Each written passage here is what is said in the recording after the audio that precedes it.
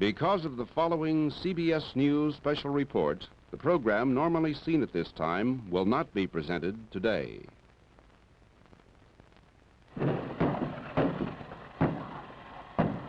What's that?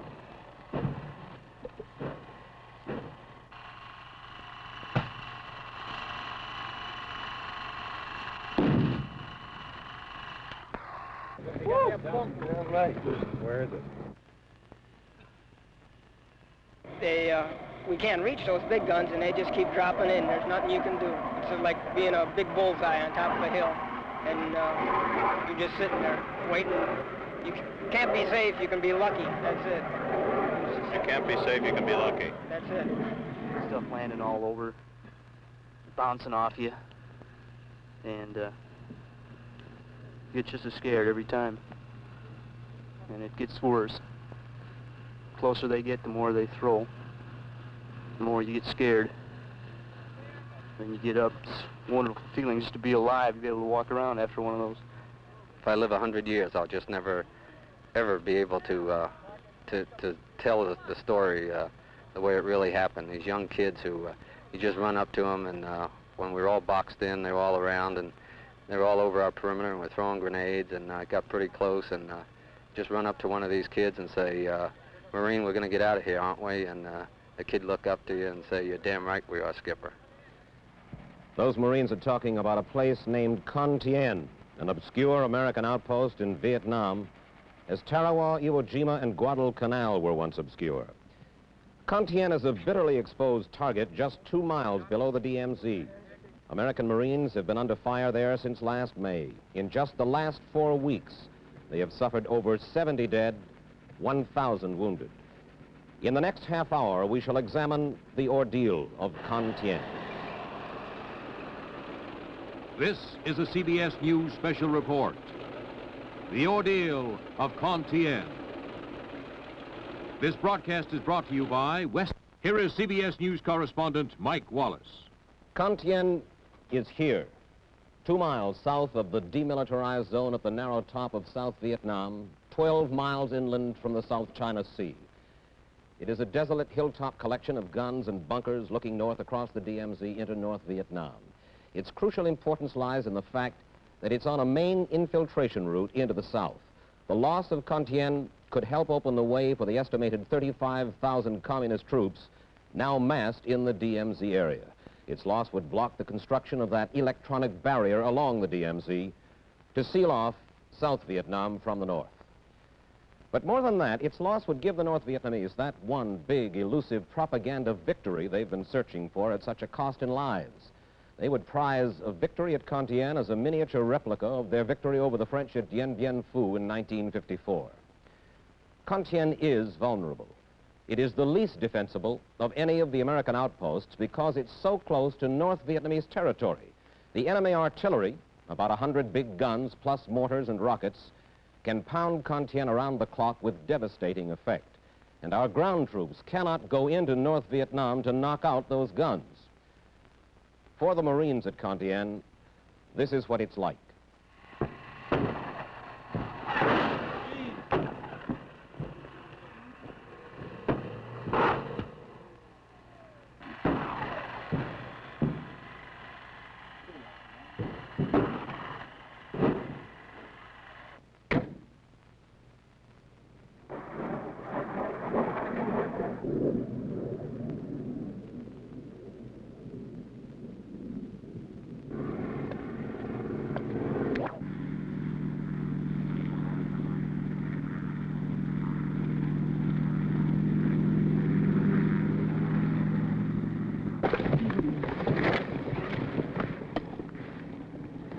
You'll hear them whistle over your head. It went off. I'm making sure to get down. Better keep it.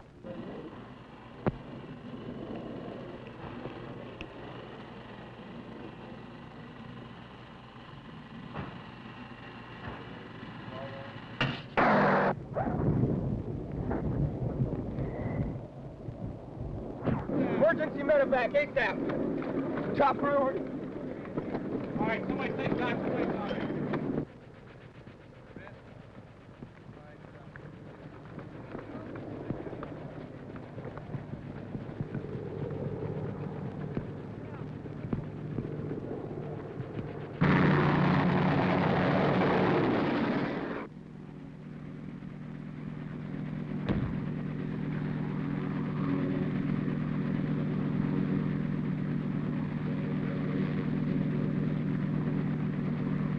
Which arm right? Big deal, I can hear the radio.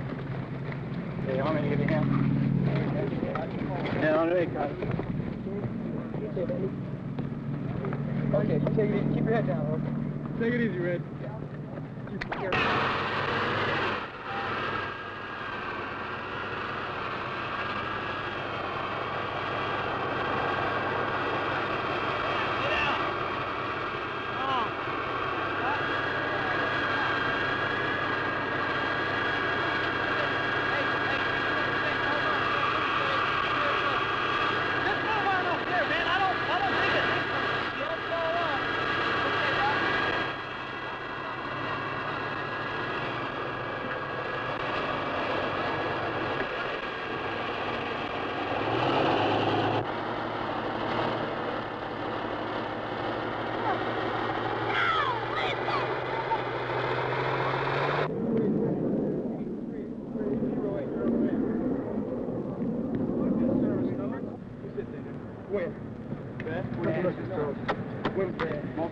Hey, you want me to call 6 and tell them to get a medevac on the way? Wait a minute.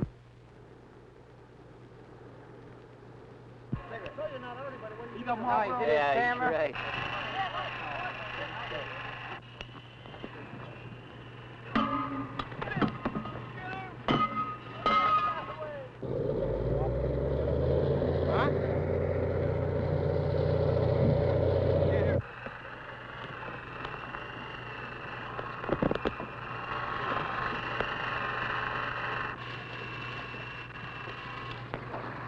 You ran to Ran You got boots. Wait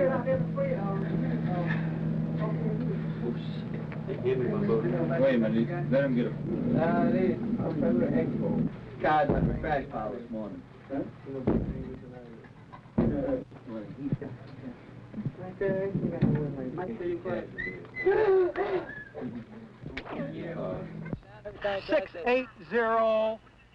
680-100. Start 680-100. 680-100.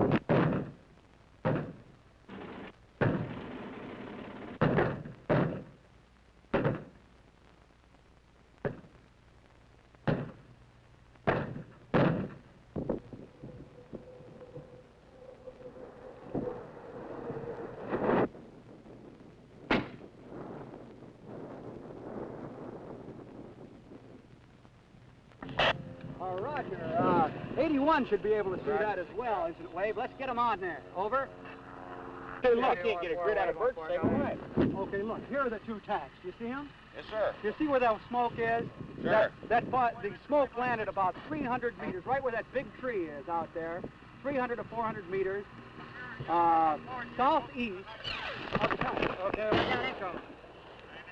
I'd say they're probably...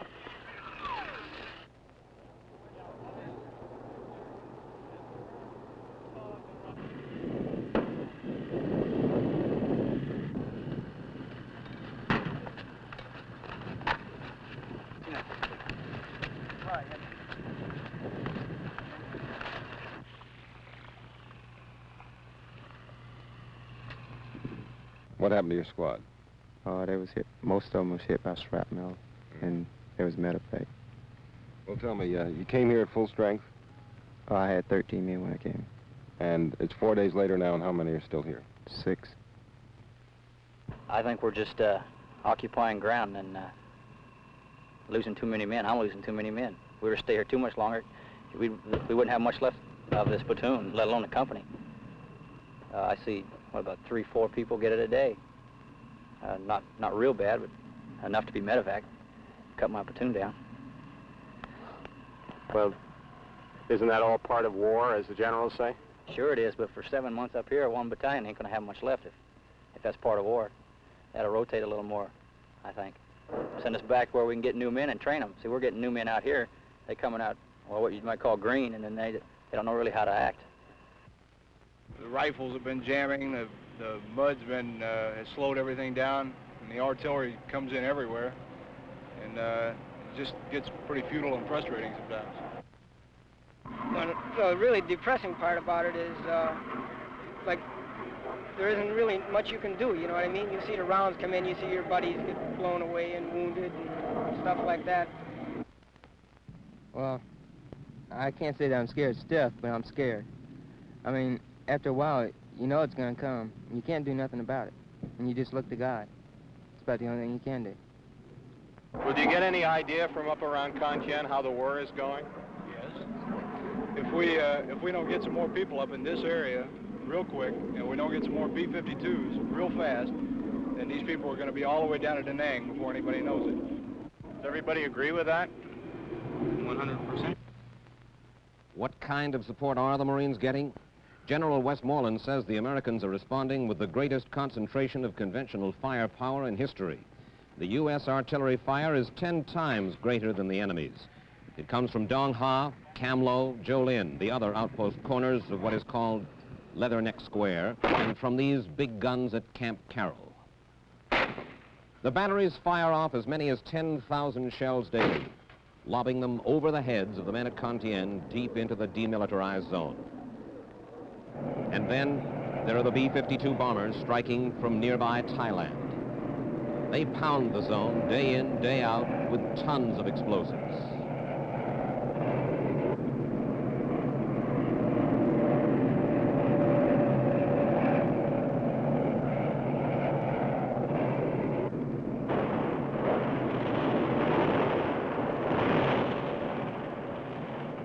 With this saturation, why haven't the North Vietnamese positions been destroyed? Marine commanders say the enemy guns, most of them highly mobile, roll in and out of deep caves and tunnels. Only a direct hit can silence them. And there has been no silence at Con Thien.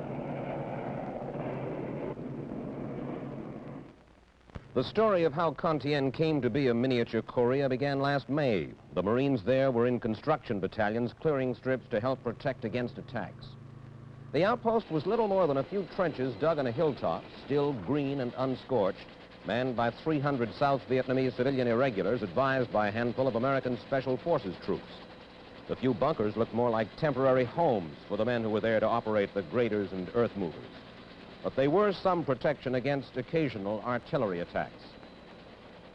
Then things got rougher. On the morning of May the 9th, burning tanks and personnel carriers marked a battle that had begun at 2:30 a.m. and lasted till after daybreak. The hilltop was strewn with dead. 200 of them, like this one. North Vietnamese regulars. The enemy had struck with a force of 1,200 men. Captured enemy weapons were gathered from all over the perimeter. The cost to the Americans in that first battle at Con Thien included 124 wounded. Of these, 110 were Marines, the rest Special Forces men. And there were our own dead, 44 Americans altogether, all of them Marines, the first to fall at Con Thien. For the next few months, there was less action than preparation for action. The Marines had come to stay, to take control of Con Thien from the South Vietnamese. The plan now was to establish a post on the hilltop that could be more easily defended. That meant more bunkers and well-protected gun emplacements. The expectation then was for another ground assault. Enemy artillery was fairly inactive until July, when it got busier. The Americans retaliated with airstrikes. For the rest of July and August, the Marines at Con Thien used their own guns to good effect. The ammunition, an endless supply, came in daily, and it was used up daily. This was the end of a supply lifeline that began in Da Nang and arrived at Con Thien by way of Dong Ha, 6 miles to the south. And there were tents nearby to house a complement that included about 1,000 men. No matter how you look at it, those were better days. There was more time for things like the casual cleaning of weapons. But nothing at Con Thien has been casual since September came. For the first 25 days of this month, Con Thien had to fight back against ground assaults and a sudden calculated escalation of enemy artillery, the most intense artillery barrage of the war. At times, the shouts of incoming could be heard above the noise of our own guns. There has been a slight let-up in the last few days, but Marines still must patrol the perimeter of Con Thien And for these men, the danger is multiplied by the threat of ambush. The kind of war that's going on around Con Thien inspired one young Marine to put his feelings into a poem. When youth was a soldier and I fought across the sea, we were young and cold hearts of bloody savagery, born of indignation, children of our time. We were orphans of creation and dying in our prime. What made you write that poem? Well, just the way things are. The commanders in Vietnam, the men who must decide when ordeals must be borne, look at the ordeal at Con Thien from a different vantage point. We talked with General William Westmoreland, commander of American ground forces, and Lieutenant General Robert Cushman, who commands the Marines there. There have been some questions from outside and in your own command structure, all the way down to some privates I met on Con Thien, about the defense of that outpost, and some who perhaps aren't as confident as the general may be. Well, when you sit in a place such as that and night comes on, you really have to rely upon yourself and upon supporting fires, and naturally the confidence may not be as great as it is back here, where I can see the many forces that can be brought to bear, and which those right on the spot may not be aware. I am confident that we can hold this area, and we have been doing it. Furthermore, from what reports we've had from prisoners and documents, we've been hurting the enemy badly. They have attempted to make it appear that they are winning a military victory. Their target is American public opinion. They had hoped that by inflicting these casualties, it being fully understood by them that the casualties inflicted upon their ranks were unknown to us, that they would achieve their psychological victory. And this is the only way they can conceivably win this war. Con Thien, then, you're saying, is not really a military action, but a political or psychological warfare action? Precisely. Their objective is political and psychological. It is designed to weaken the will of the American people, to make it appear in American and public and world opinion that they are stronger than they are in fact, and to discourage our resolve. We asked two of our CBS News correspondents who've been under fire with the Marines at Con Thien for an assessment of the situation there, John Lawrence and Robert Shackney. We asked them first, what are the Marines saying right now about Con Thien? Well, Mike, if the Marine happens to be an infantryman, he feels that he'd rather be someplace else. I've heard a lot of Marines say that Con Thien is a very poor place to defend because the Marines can't move out on the ground with infantrymen and with tanks to attack the positions from which the North Vietnamese are firing their artillery. That's on the other side of the border. Now, if the Marines were to pull back 5 or 10 miles and the North Vietnamese were to follow them with their artillery, then the communists would no longer be invulnerable from Marine counterattack on the ground. The Marine riflemen on Con Thien, or grunts as they call themselves, would rather be anywhere, out on an operation marching or back at the rear sleeping, anywhere but Con Thien. In their simple teenage philosophy, they don't understand the significance of holding on to what you've got, or as it's said in the Orient, saving face. The Pentagon gives orders to the generals, and the generals give order to the colonels, and so on, and all the orders are obeyed. But the grunts don't seem to understand that they're holding Con Thien because of a Pentagon decision to win the war with a kind of modern Maginot line that hasn't been built yet. And what lies ahead for Con Thien in the coming weeks? There's not likely to be much change, Mike, as long as the monsoons last. The heavy rains are supposed to start this month, and they'll last 2 or 3 months, and during that period, it's unlikely that the Marines can reopen the roads. Marines say that they can resupply themselves for defensive purposes with helicopters, but all that's very limited. The Marines won't be able to move out and in force until the road dries out. Now, whether the North Vietnamese are going to use this period to continue to shell the Marines or whether they'll try something more substantial is, of course, something that nobody on this side can answer. But during the monsoons, Con Thien is most isolated, air power is most limited, and the Marines will be most vulnerable. The big question really seems to be whether or not the North Vietnamese intend to overrun Con Thien. The Marines have tripled the number of troops guarding the outpost, and they've moved up more battalions to be ready to reinforce. If the North Vietnamese decide to attack Con Thien, they must know it will cost them between 5,000 and 10,000 casualties.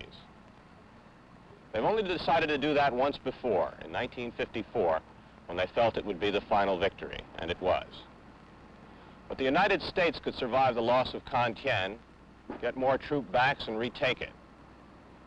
So it would not seem to be in the best interest of the North Vietnamese to attack Con Thien in the near future. They'll probably continue to shell it, and the Marines will continue to take it. 2 years ago, when the first of 500,000 Americans began settling into their enclaves here, with the fresh Pentagon promises of a quick victory, the generals were promoting the new military strategy of the air mobile offense. Now, in the light of Con Thien, the generals are explaining their successes with the words, mobile defense. Mobile defense seems to mean putting 3,000 men on the ground and allowing them to sit in the mud and wait for the shell with their name on it. The military can no longer justify this war with a casualty count. It may be that more Marines are dying along the DMZ than enemy. Anyway, no one doubts General Giap's strategy of sacrificing 10 of his own for 1 American, and few here believe our own exaggerated guesses at enemy casualties. The Marines have not run any operations into the DMZ since this summer because there are not enough regiments to be sure of victory. They stay fairly close to their bases, to within a few hundred yards for most. It begins to sound like a conventional war with a conventional front, and in a few years, the Marines who have come down off Con Thien will talk as proudly as those who came back from the Chosin Reservoir. What it all seems to mean is that American Marines have been committed to protect a key outpost along a cleared, fortified barrier that was originally conceived in controversy and at present cannot be constructed. What seems to be overlooked is the ability of the North Vietnamese to escalate this war step by step with Washington. You begin to suspect that we've reached the limits of our present strategy when the generals are talking openly about an invasion of the North, and the men around Con Thien are talking about the need for tactical nuclear weapons. There seems little doubt that it is the administration's resolve to stay at Con Thien. The president made that clear last Friday night in his speech to the nation, when he pointed to the Marines up at the DMZ as the real peacekeepers. Lyndon Johnson understands that a defeat or even a withdrawal now at Con Thien could be for him a political Dien Bien Phu. The president's dilemma is how to persuade the North Vietnamese to quit up there. Up to now, pure firepower hasn't done it, and it seems unlikely that he would order American troops into North Vietnam to do the job. Moscow and Peking would be bound to react sharply to such an escalation. Meantime, for the Marines at Con Thien, the months ahead look grimmer than ever. The fall monsoon rains have just begun. They will go on till February, hampering American air power, depriving the men on the ground of at least some of the air support they desperately need. The artillery duel at Con Thien will go on and on. This battle is different from any other action in the war in that there is no let-up. Day after unchanging day. And as long as the North Vietnamese can resupply their troops and guns, as long as they can send down reinforcements, there is little the Marines can do about it.